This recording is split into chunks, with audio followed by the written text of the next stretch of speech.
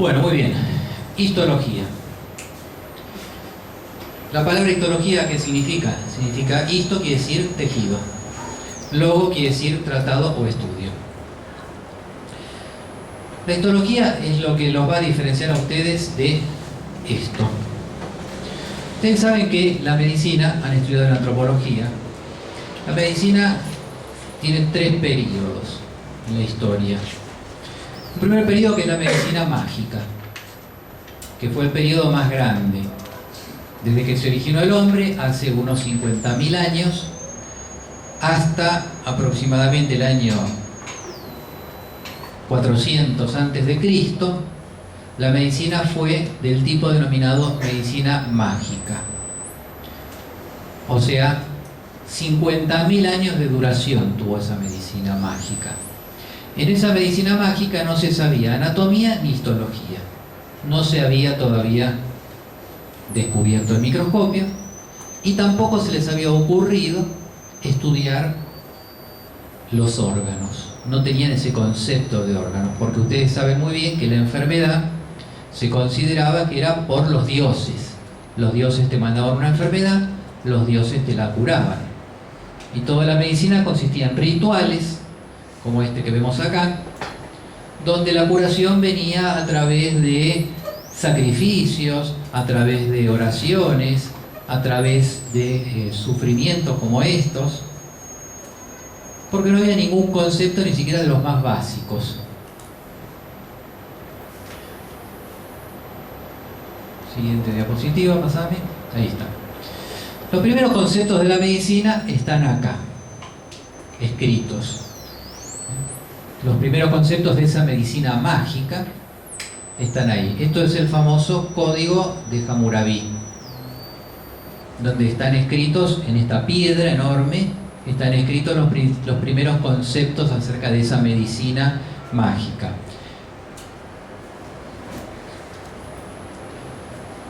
¿Cómo se ejercía esa medicina? Bueno, sacrificios, rituales, como les decía, y también un montón de procedimientos sin ningún sentido. Por ejemplo, acá se ve en momias encontradas, hay un montón de momias que tienen agujeros en el cráneo, como se ve ese.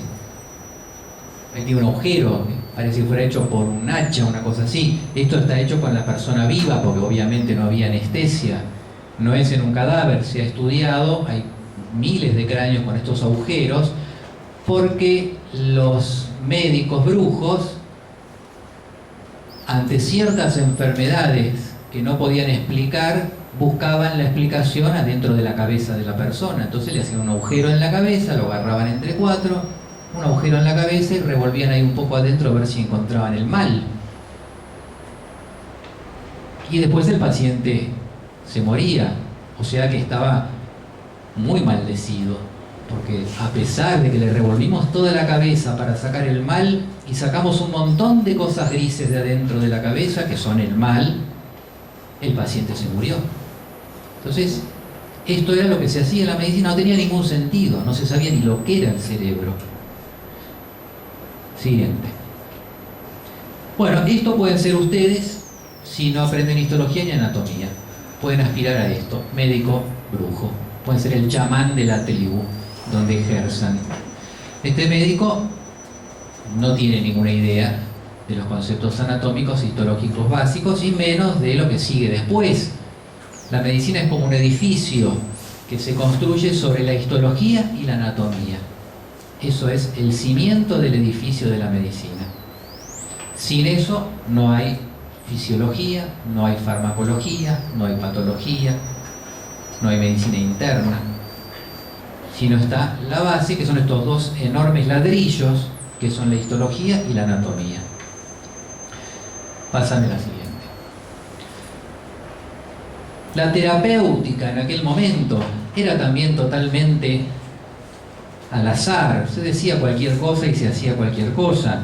Por ejemplo, acá estamos viendo una planta que por su forma parecida al pene se utilizaba para el aumento de la fuerza sexual y para la erección, porque la forma que tiene es parecida, es el ginseng. Lo interesante de esto, ¿por qué se los traigo? Es porque después de 50.000 años de medicina mágica han quedado muchas costumbres de la medicina mágica y la mayor parte de la gente sigue creyendo en la medicina mágica. Y lo que es peor, muchos médicos siguen actuando como médicos brujos. Por ejemplo, los que le den ginseng a un paciente para que tenga mayor energía sexual. Se sigue vendiendo las pastillas de ginseng. No tiene ningún fundamento, ninguna base. Se usaba por el parecido de la planta al pene. Era una forma de dar tratamiento al paciente porque encontraron una planta parecida. Entonces, hay muchos médicos que siguen en la época de la medicina mágica. Y es importante saber que la mente humana siempre va a buscar primero la explicación mágica. Porque venimos de 50.000 años de medicina mágica contra muy poquititos años de medicina científica. Muy poquititos años. Entonces el cerebro humano siempre primero va a buscar la explicación mágica. Entonces ustedes van a observar cómo los pacientes primero buscan la explicación mágica. El paciente sobrevivió a un cuadro gravísimo, milagro. Y por ahí no fue un milagro, la medicina científica fue la que lo salvó. Los pacientes siguen yendo a brujos, hechiceros, manos santas, adivinos, que le tiran las cartas, el tarot, los curan con polvitos mágicos, con pociones. La gente sigue haciendo eso. Y no le echemos la culpa, el cerebro humano funciona así. La gente en su mayoría no entiende nada de ciencia. Tienen un cerebro que no es científico. Entienden explicaciones más bien mágicas que científicas. Cuando uno da explicaciones científicas, muchas veces el paciente no lo entiende, no lo quiere entender, no le interesa esa explicación científica de lo que le está pasando. Ya les va a suceder con sus pacientes, o mismo ustedes podrán comprobar con sus familiares cómo dan explicaciones mágicas y misteriosas a las cosas en lugar de darle explicaciones científicas. Eso hay que tenerlo en cuenta. Siguiente. Se sigue usando esta técnica de acupuntura, por ejemplo, inventada por los chinos hace 3.000 años. Se sigue usando cuando no tiene ningún fundamento. Se sigue usando la homeopatía, descartada totalmente por las sociedades científicas. Se usa la reflexoterapia, el reiki, la reflexología, fondo de ojo, ideología, comerse 50 escarabajos muertos para curarse del cáncer, cualquier cosa, porque la gente sigue siempre más bien tendiente a la búsqueda de la cosa milagrosa, mágica, y más cuando está desesperado, más cuando el paciente tiene un diagnóstico terminal o cuando la familia tiene un familiar con un diagnóstico terminal. Se olvidan ya de la ciencia, buscan cualquier cosa. Y es el momento donde los médicos inescrupulosos van y le venden cualquier tratamiento, le sacan plata con cualquier tratamiento totalmente estúpido, aprovechando al paciente desesperado. Entonces, todo esto es parte del pasado. Usted va a tener que revisar los pacientes. En otras épocas no se los revisaba. Por ejemplo, esta es la forma en que atendía el médico chino. Se habla mucho de los médicos chinos, la medicina china. En la época en que los médicos chinos trabajaban con su medicina tradicional, no se podía tocar al paciente si era mujer, no se podía tocar a una mujer. Entonces la mujer tenía que ir a comprar una estatuita, como se ve acá, que indicara dónde le duele, porque el médico no la podía ver desnuda tampoco. Primero tenía que ir a comprar una estatua para que el médico la viera y, le duele la panza. Muy bien. O sea, miren si sería distinto. Hay mucha gente que sigue hablando de la medicina primitiva, que era mejor antes. Bueno, hagámosle al paciente que nos traiga una estatua de donde le duele, si queremos hacer medicina del pasado. Esta es la anatomía de aquellas épocas, cuando se empezó a estudiar anatomía. Ustedes fíjense si comparan ahora, el corazón parece, no sé, una cebolla. Acá no sé, esto parece el estómago, el hígado. No tiene nada que ver con lo que sabemos ahora. No había ningún conocimiento de histología. Y a nadie se le ocurría pensar que hubiera cosas invisibles. Nadie pensaba que hubiera algo invisible. ¿Hay cosas invisibles? A ver, pásame la siguiente. Aparece en el año 400 a.C. este señor Hipócrates. Siguiente, en esta isla, la isla de Kos, Hipócrates de Kos, el padre de la medicina. Ustedes van a jurar por Hipócrates. ¿Qué descubrió Hipócrates? Todos lo saben. No descubrió la medicina científica, no sabía nada de histología, no sabía nada de anatomía. El gran valor de Hipócrates fue que logró que todo el mundo se diera cuenta que la magia no existe. Esa fue la tarea de Hipócrates y por eso es el padre de la medicina. Pero de medicina no sabía nada Hipócrates. Lo que sí sabía era que no había magia. Sabía que todo era natural. Sabía que la enfermedad era algo de la naturaleza y que se curaba con cosas naturales. Basta de dioses, basta de sacrificios.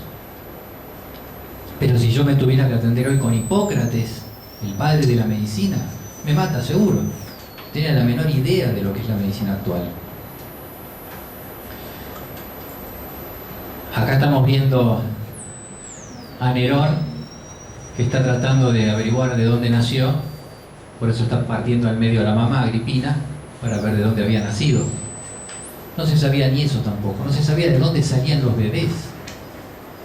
Ustedes dirán, ¿pero que no veían una mujer pariendo? Sí, veían que salía una persona de adentro de la vagina de la mujer. No tenían la menor idea de dónde se había originado, había teorías de los más descabelladas. No se les ocurría pensar que era de una célula que se fue desarrollando de a poco. No había ningún conocimiento de embriología tampoco. Nada. Se empieza entonces a estudiar anatomía. Esto es una pintura que hay en las catacumbas romanas donde se ven los primeros médicos estudiando anatomía. Ahí empiezan a estudiar anatomía.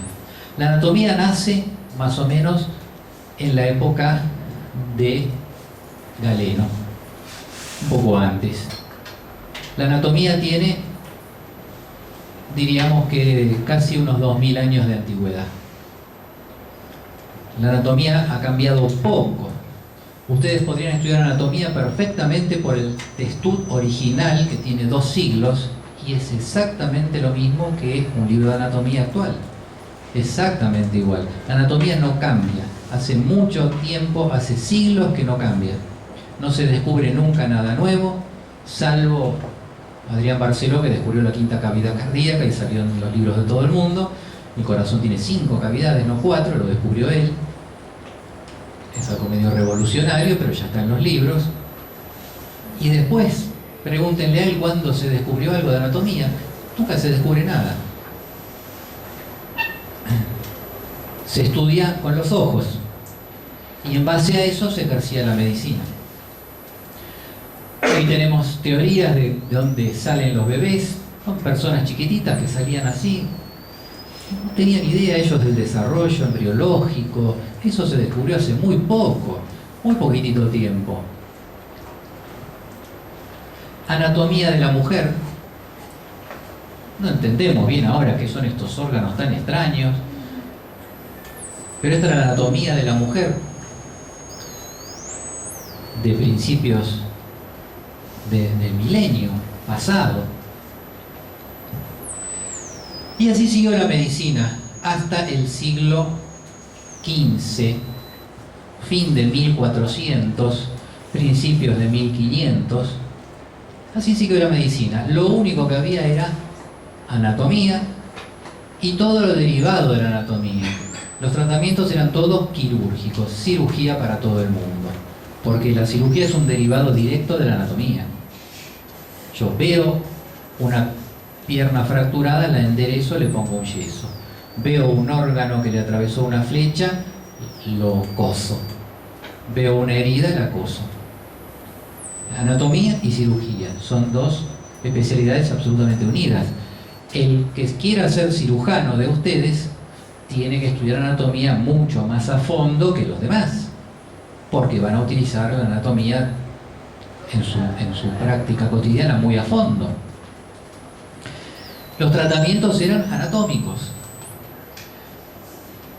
Hasta que aparece este señor, Zacharias Janssen, dice ahí, se pronuncia Janssen, que era el hijo de Hans Janssen, que fabricaba esos juguetitos que se ven ahí, que se usaban para ver más grandes algunas cositas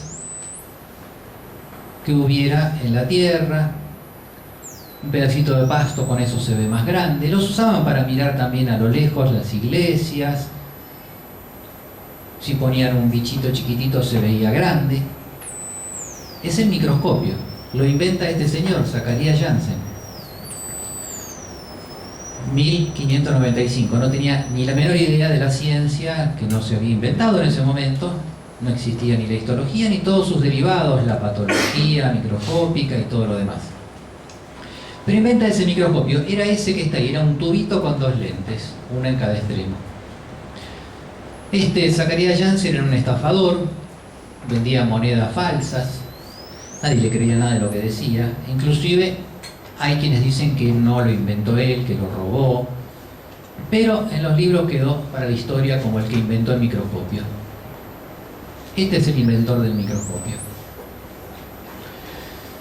Ese tubito lo toma Anthony von Leeuwenhoek, que se le ocurre la gran idea que nos lleva a estar hoy donde estamos, siendo médicos científicos. Si no fuera por Leeuwenhoek, no estaríamos acá, seguiríamos siendo médicos hipocráticos. Estaríamos tratando a los pacientes en base a la anatomía y lo único que podríamos hacer es cirugía. ¿Qué se le ocurre a Leeuwenhoek?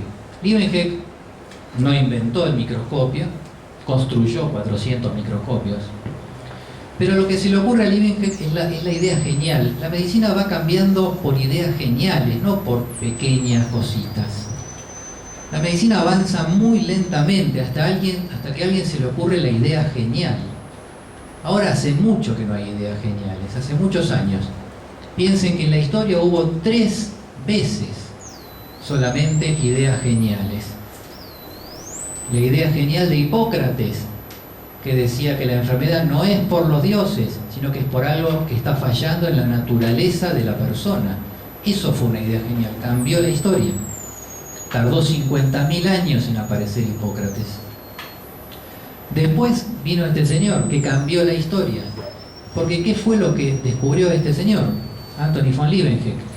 Descubrió el mundo invisible.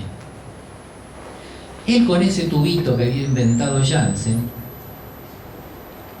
en lugar de mirar un bichito para verlo más grande y divertirse con eso, se le ocurrió mirar donde no hay nada. Entonces miraba una gotita de agua y encontró que en la gotita de agua cristalina y transparente había cositas adentro que no se ven. Se le ocurrió mirar sangre y vio que en la sangre, que es un líquido, había cositas adentro, invisibles, los glóbulos rojos y blancos, y en el agua las bacterias. Y así empezó a mirar por todos lados, descubrió las bacterias, los espermatozoides, un montón de cosas, pero lo que descubrió realmente es que hay un mundo invisible, cosa absolutamente increíble en ese momento. Se tardó siglos en aceptar esa idea, que hay un mundo invisible. Es como que hoy venga una persona, un científico, y diga que en realidad en el centro de la Tierra hay un mundo con gente que está viviendo ahí al mismo tiempo que nosotros. Es increíble, esas cosas no debe ser cierto, pero resulta que el tipo lo descubre y es cierto, y ahí hay un montón de gente viviendo con temperaturas de miles y miles de grados centígrados, pero tienen una estructura que les permite resistir, y el tipo te lo demuestra y resulta que era cierto. Increíble. Bueno, esto es lo mismo. Leeuwenhoek dice, señores, donde no hay nada, hay cosas. En el aire hay cosas, en el agua hay cosas, en los líquidos hay cosas. Y si yo miro un bichito y lo corto para verlo por adentro, hay cosas chiquititas adentro también. Ese es el descubrimiento que cambió el mundo. Descubrió el mundo invisible. Continuamos. Este es Anthony von Leeuwenhoek. No parece un científico, pero era un tipo muy mental, Fue directamente a buscar lo que nadie se le ocurrió. Después otro gran cambio en la medicina, gente que haya torcido la historia, no hay muchos, podemos considerar el otro gran cambio de la medicina, lo podemos considerar a Pasteur. Y después ya, hasta la actualidad, no hay más. No ha habido ningún otro cambio grande. Estamos esperando el próximo cambio, que no sabemos por dónde vendrá. ¿Quién vendrá a descubrir algo que nadie se imaginaba y que dé vuelta a la medicina? No lo sabemos. ¿Vendrá por el lado de la genética?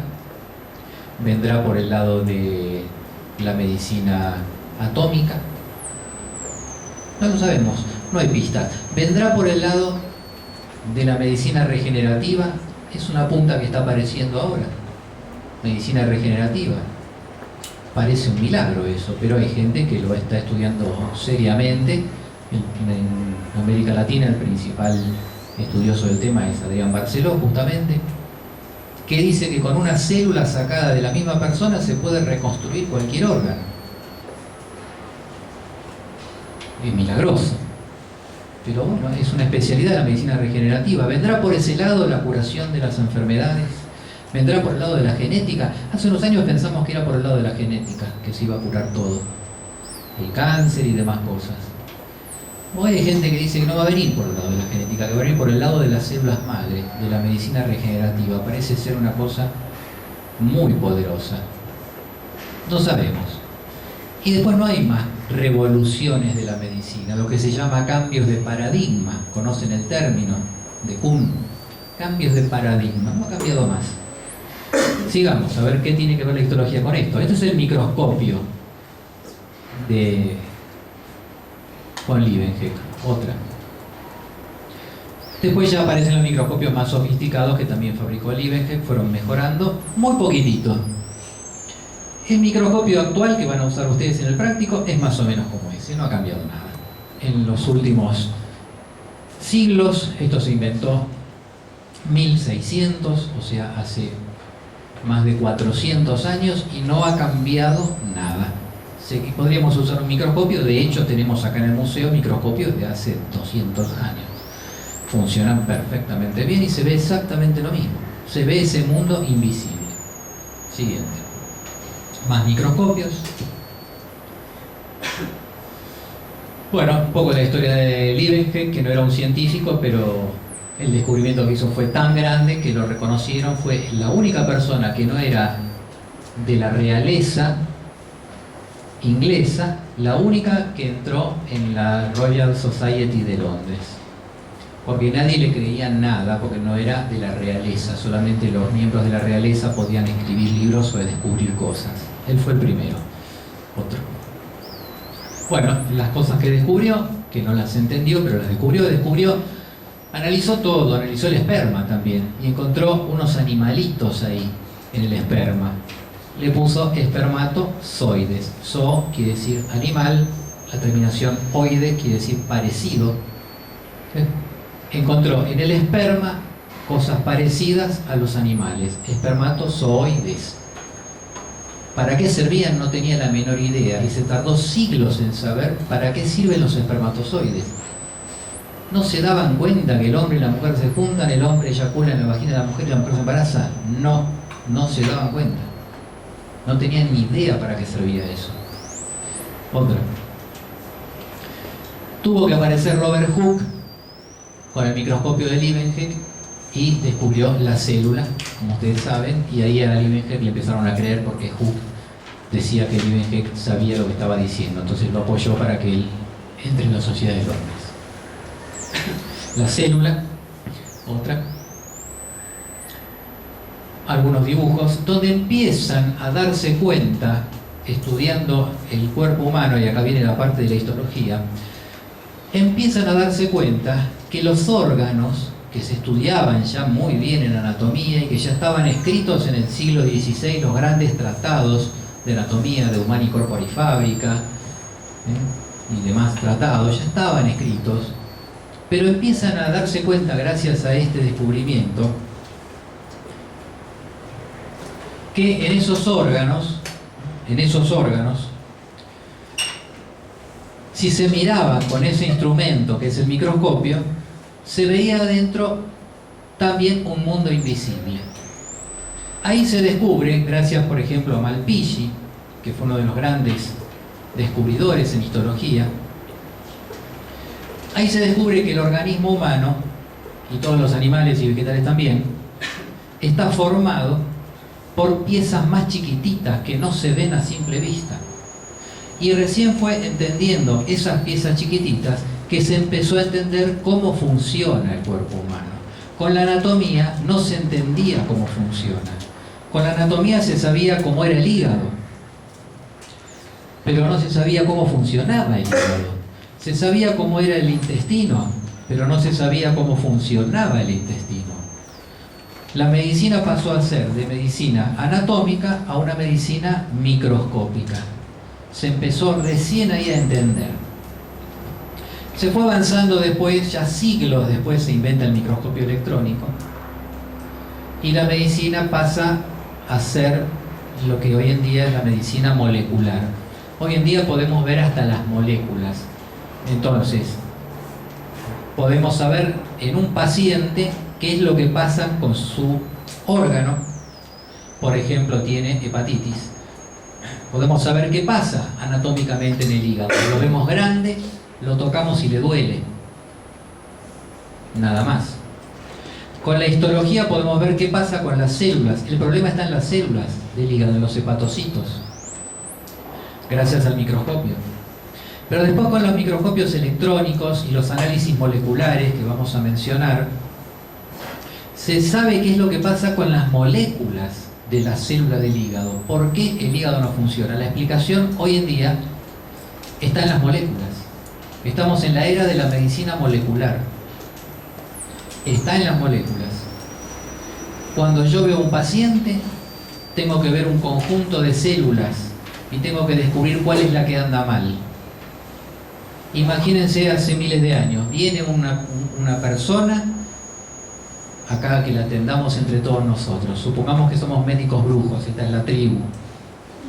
La persona viene y de golpe cae al piso como inconsciente, empieza a hablar en otro idioma, le sale espuma por la boca, se sacude en el piso, de golpe deja de sacudirse, se queda rígida, se levanta y pregunta: ¿qué pasó? Porque no, están todos mirándome, ¿me pasó algo?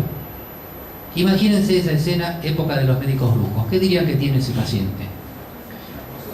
Está poseído por el demonio, habla en otros idiomas, habla en lenguas extrañas, le sale espuma por la boca, hace cosas y después no se las acuerda. Está poseído por el demonio. Tratamiento: hay que exorcizarlo, clavarle aguja por todos lados, sacrificar un cordero, matar a los hijos varón primogénito, qué sé yo, lo que se les ocurra. ¿Por qué? Porque no sabían ni anatomía ni histología. Ese mismo paciente viene hoy en día. ¿Qué tiene ese paciente? Tiene epilepsia. ¿Y por qué es la epilepsia? Porque le están andando mal algunas moléculas en algunas neuronas de su cerebro. Es un problema molecular la epilepsia. Hay neuronas que están transmitiendo mal los impulsos eléctricos, están generando impulsos asincrónicos y al paciente le pasa eso. Hace falta saber anatomía para saber dónde está la zona con el problema. Hace falta saber histología para saber cuál es la neurona dañada. Hace falta saber cuáles moléculas están andando mal. Y yo voy y corrijo eso y el paciente se le va la epilepsia. ¿Se puede hacer eso? Sí, se puede hacer porque es el tratamiento actual de la epilepsia. Le doy una molécula al paciente que solucione su desequilibrio molecular en las neuronas. Esa molécula es el medicamento para la epilepsia, por ejemplo el ácido valproico. Hoy los tratamientos son moleculares, basados en la histología, basados en la fisiología, basados en la química. Próximas etapas. Y el gran misterio: ¿qué pasa con los átomos? Ahí no llegamos ni de casualidad todavía. ¿Qué pasa con los átomos? Y si el problema está en los átomos, y si el paciente ese lo que tiene es un problema en los neutrones y los electrones y los positrones y los quarks y qué sé yo qué, y por eso es epiléptico, ahí estamos muy lejos, ni asomo, ni idea. de qué estará pasando con los átomos. Y las partículas subatómicas, ¿y si tiene un problema en el spin de los electrones? Ni idea. Ni idea.